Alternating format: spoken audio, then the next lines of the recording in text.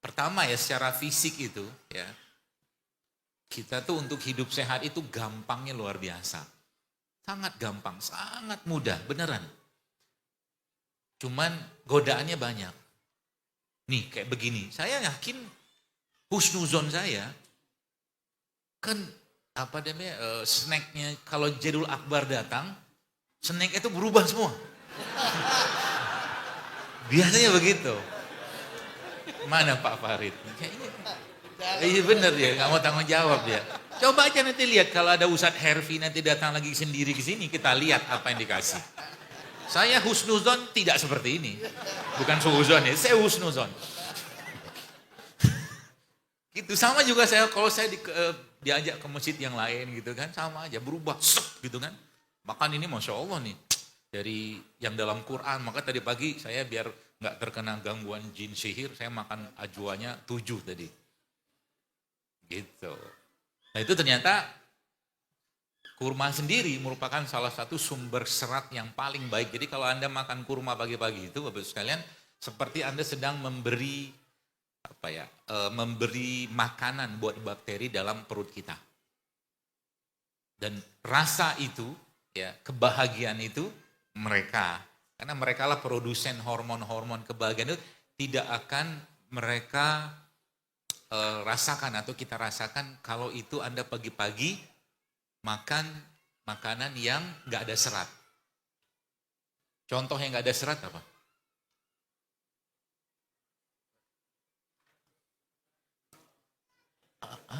Kok malu-malu gitu? Jadi kalau saya makan soto, Ustaz, yang saya banyakin itu kuahnya. Karena kuah soto itu kan bumbunya banyak banget. Kalau gaya saya makan soto, biasa nggak pakai nasi. Karena boleh dibilang nasinya kita sekarang tuh hampir-hampir nggak ada serat. Seratnya nasi itu sebenarnya adanya pada apa? Kulitnya, pembungkusnya. Di situ. Sehingga akhirnya kulitnya atau kulit arinya beras itu kita kasih kepada ayam. Ayamnya yang sehat.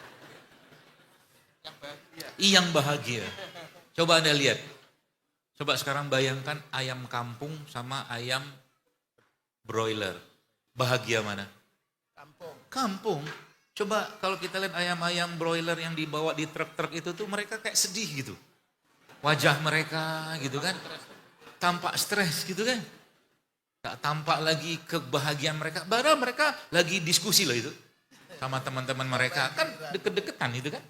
Tapi gitulah mereka.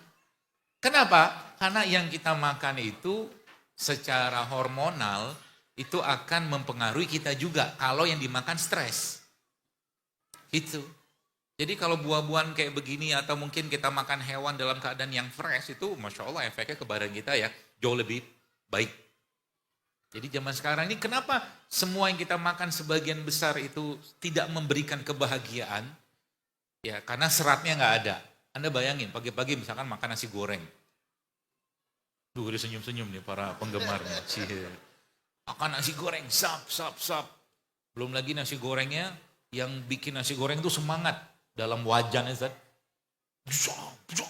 Akhirnya aluminiumnya tipis-tipis masuk. Lagi kebayang ya? Makanya orang sekarang tuh kuat-kuat. Banyak mengandung logam berat. Aluminium gitu-gitulah. Si goreng, satu piring gitu kan. Saya itu membayangkan gitu. Si goreng, ada kerupuknya, ada bakwannya 2. Apa lagi? Mata sapi. Ada telur. Telur mata sapi. Telur mata sapi. Terus supaya lega tenggorokannya, dia minum es teh. Itu bahagia semu.